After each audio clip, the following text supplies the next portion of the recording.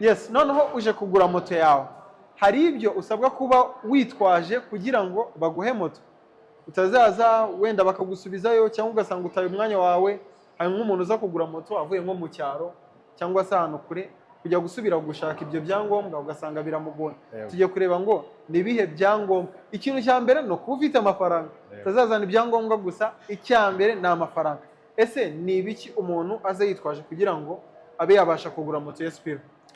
Urakoze. Ikintu cya kabiri ni tin number. Nyuma y'amafaranga, icya kabiri ugomba kuba ufite tin number. Tin number ikintu idufasha ituma tubasha kwapurayingira plaque muri Rwanda Revenue. Yes, ubwo no kuvuga ngo ubaye udafite tin number kugira ngo ubashe kuwagura moto ntabwo byashoboka udafite tin number.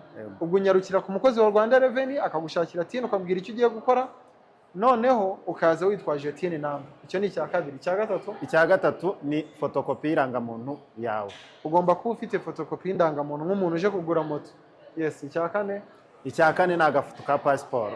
Agafoto ka passport kamwe gahwanye n'umubare wa moto. Yego, ubwo niba ari moto ebyiri uzana tubiri. Yes. Nta kindi?